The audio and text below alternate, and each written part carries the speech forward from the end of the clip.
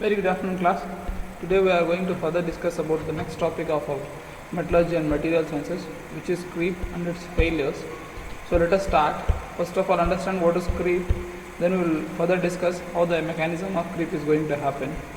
And then we will see what are the failures which are going to happen because of creep. So first of all, let us see what is creep.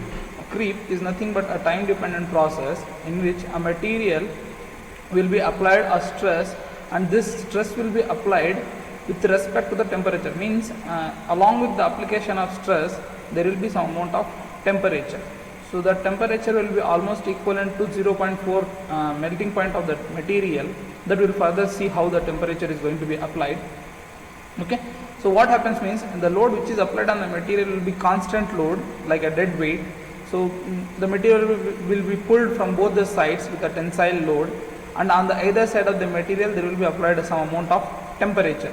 Because of this temperature, what happens means already we have studied about the tensile stress. So when you apply tensile load, the material is going to change its dimension. Here, along with the applied load, there is some amount of temperature. We know that when temperature is acting on a material, because of increase of the temperature, the material may able to expand. So here both stress is acting as well as temperature is acting. This kind of phenomenon in which, and that too this is a time dependent. So it will be applied for like 5 minutes, 2 minutes. So basing upon the time, how the changes happening in the dimensions, that we are going to study. This is called as a creep.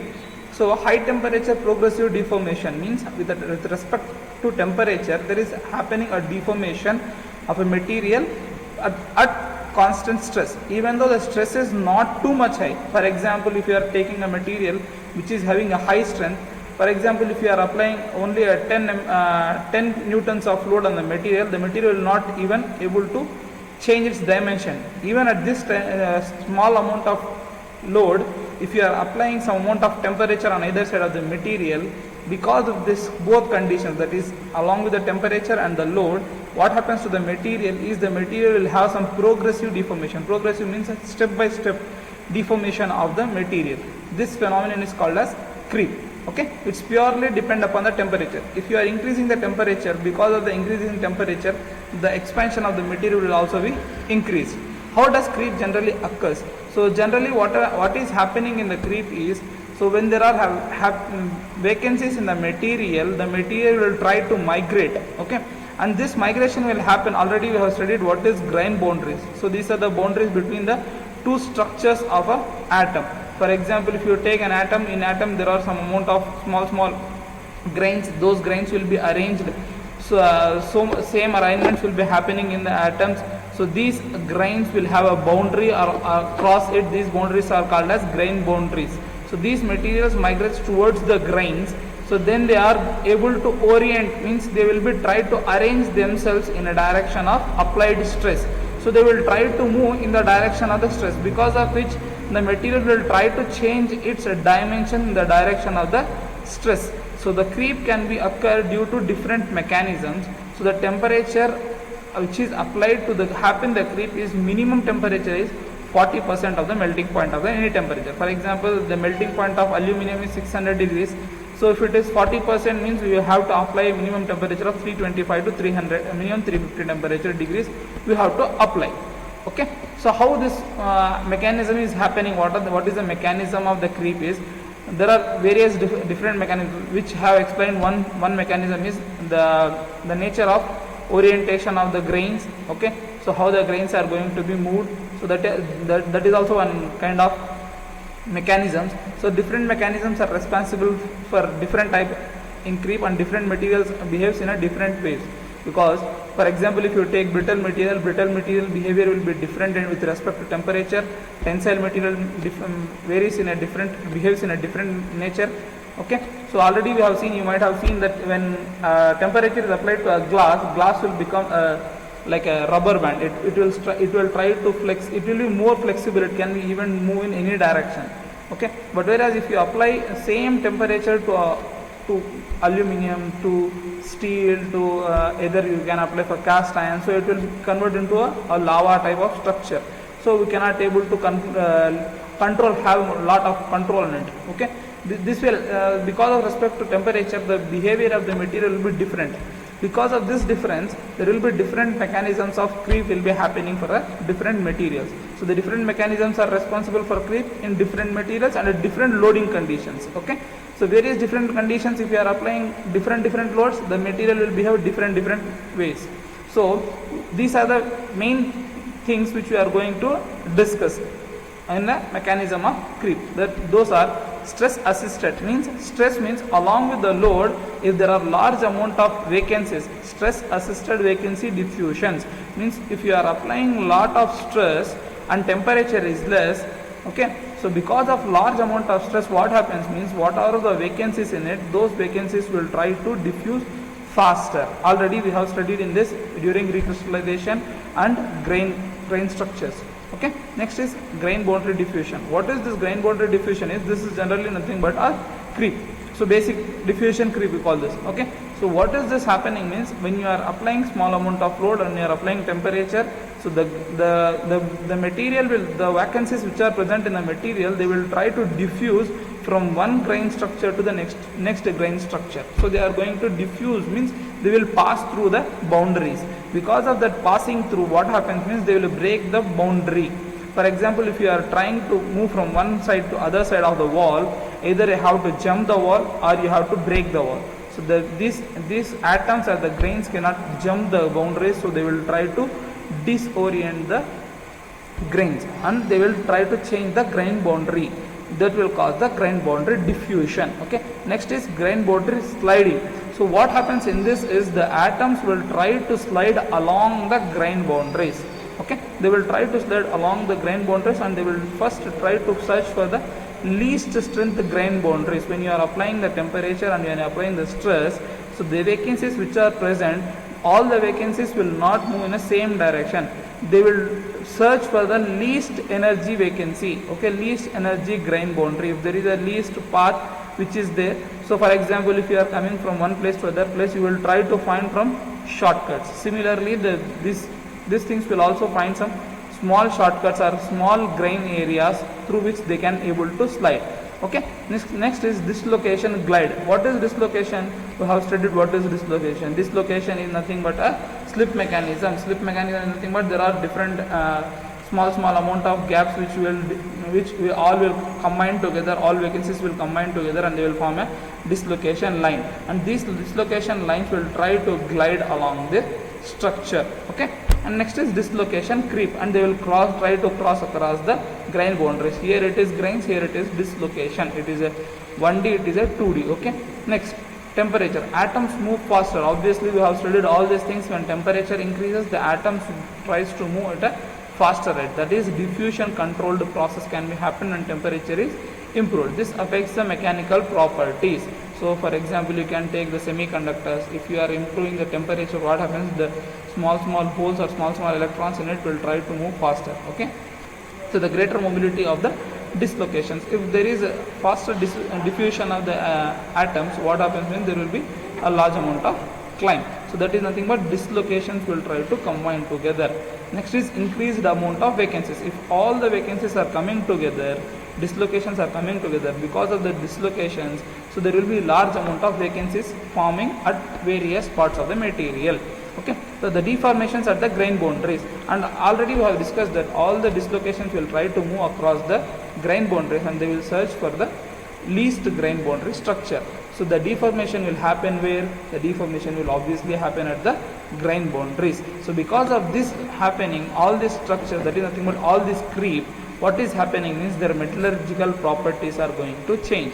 What are the metallurgical properties changing means their phases will change. What is the phase?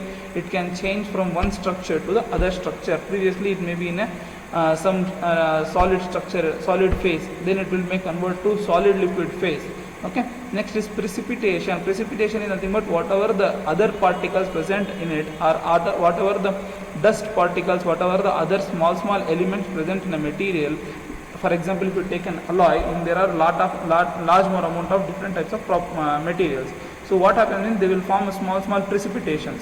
For example, you have heard about water precipitation. When you are boiling water, small water bubbles will be, vapors will be formed. Those are called as water precipitates, means it will have both water as well as gas. So in this same, the precipitation of different alloys will be happening. Next is oxidation. In this, oxidation is nothing but when material is increasing its temperature, the outside oxygen which is present outside in the nature, it will try to combine with those material and it will try to create, just like in rusting. So in rusting, if you see, the iron will combine with oxygen and it will form iron oxide. Okay. Similarly, the recrystallization of the structure will be happening. High temperature alloys, especially if the temperature materials are high temperature alloys, like pneumonic alloys, like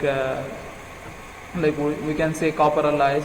So these are some of the high temperature alloys, okay, which can withstand high amount of temperature. Okay. Inconel alloys. So these alloys will have a high improved strength if we are improving the temperature, and they will have a good oxidation resistance at this temperature. One of the best example is Inconel 800, Inconel 700. So those are the various materials. Next is effect of high temperature on metal. So when a temperature is, large amount of temperature is applied on a material, because of application of temperature, the material's strength will be reduced because it will change its phase. Okay. For example, if you are having an ice, if you can break an ice, the amount of energy required to break ice is more. If same ice is melted, so the amount of energy required to displace it will be easier.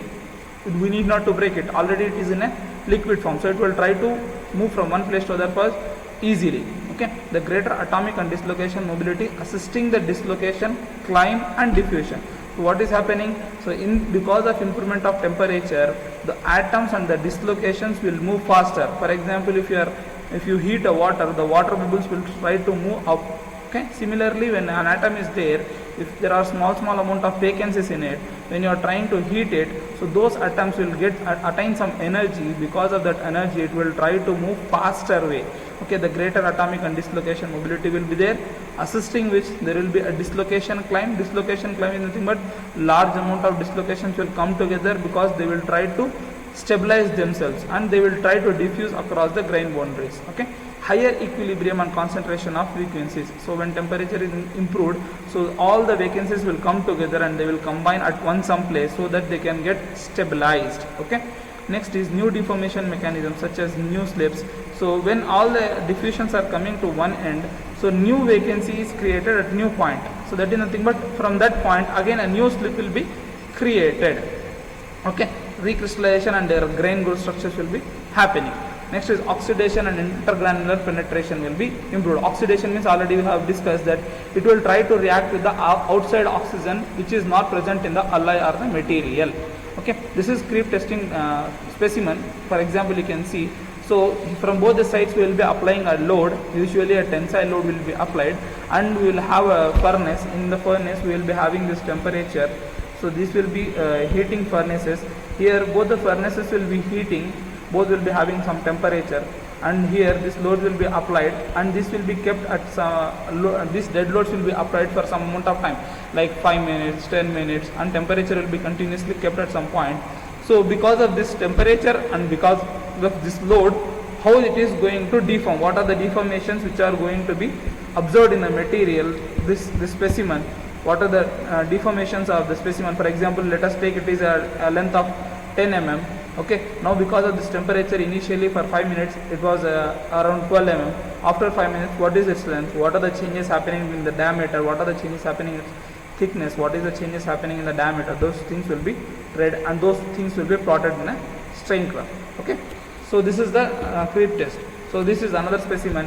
In this specimen also you can see, so this is also a load, dead load, which is acting on this specimen. This is a specimen, this is a furnace. So these are for the supporting fulcrum. This is like a, you can take this dead weight can be keep on increasing. So before this, if you see this, there is no option of increasing the load. Okay, you can increase the load only in one direction. Okay, this direction. Here you can keep on adding the loads. So if you want to apply the load on the upper side of the element, so this kind of fulcrum can be used. This is like a weighing machine. Okay, and this is one load, this is another side of the knife edge. So here keep on you are adding the load. So this will be balanced by this columns, this and this plate, and this is a specimen, and these are your heating furnaces. So if you are keep on applying the load, what is happening with respect to load? For example, you can keep on keeping the temperature of 100 degrees centigrade, and first you can check with the temperature of 100 kilonewton, 100 degree centigrade, then you can increase the load to 200 kilonewton, next 300 kilonewton. Temperature can be kept constant and load can be varied. So with this variation of load, what is the changes happening? So both cases we can see. First case, what is temperature can be keep on changing. In this case, load can be keep on changing, can be done. With that, what is the changes and what are the variations we are going to observe that can be observed. Okay, this is original tensile test machine. So in this we can observe, this is your furnace. Okay, this is your furnace. So inside the furnace there will be a specimen. So after creep test, these are the stress and strain diagram which we are going to be obtained. So if the element is a elastic material, for the elastic material the deformation will be observed like this. So initially the deformation, if the stress is applied, there will be, for elastic material there will be no change. Once it will reach to some point, it will become constant with respect to the temperature. It will be keeping constant. If you remove that, it will regain its original structure. So this instant point, initially there will be no change. At some point it will start changing. That deformation is called as instantaneous changes. Okay. So primary key, this after this instantaneous change, there is the slope of this curve. If you observe, that will be slow slope, means negative slope can be observed. The growth will be less. After this, the slope is constant and it is trying to improve slowly. After this, the slope will increase and it will try to improve faster, and at certain point it will try to break. Okay, so the primary case is called as primary creep, and the secondary case is called as secondary creep, and this is called as tertiary creep. So in primary creep, we are going to observe that slope decreases with respect to the time. So if we are improving the time, there will be a reduction of slope, means the changes will not be observed faster. Whereas in secondary creep, the slope will be a constant one. If you are applying with respect to time, for first 5 minutes, if it is changed to 2 mm, for next 10 minutes it will be going to again 2 mm. So this will be happening uniformly. And the third one is a tertiary sweep. So in this, what is happening is it will improve fasterly. After this stage, it will increase faster rate. If you keep on improving for the temperature with respect to the time, so at that instant it will break. Okay, if you keep on keeping the time, it will break. So sample deformation at a constant stress is instantaneous deformation, that is mainly for elastic materials. So in elastic materials, directly it will go to the certain point. Next is primary or transient creep, that is slope of strain versus time. With respect to time, we are going to observe what are the changes in the dimensions. So with respect to decreases with respect to time, and work hardening happens in this primary stress. So primary strain creep will be used for work hardening materials. Secondary creep will be used for rate of straining is constant, balancing of the work loading and recovery. Whereas if tertiary creep is there, so in this, what is happening is the formation of internal cracks will be happening, voids, grain boundaries, and separation of unnecking will be happening. Means it will continuously will try to break at this point. Next thing is, if the same thing you are going to observe with respect to that of a temperature. If the temperature is like 0.4 times of the melting point temperature of the material, then we can observe that after a certain time we can see that the strain will be kept constant. If you are improving the temperature, it will try to get rupture before the required time. For example, in this the time is about 10 minutes, in this it will be reduced to 8 minutes. If you are improving the temperature to further, then it will change to 7 minutes. So with respect to this, what we are going to obtain from this graphs is, if we are improving the temperature, the creep strain and the breakage or the rupture of the material will be reduced with respect to that of the time. So it cannot withstand for a large amount of time. It will try to break before that itself. Okay. So with this we will stop. Further we will continue in the next class. Thank you.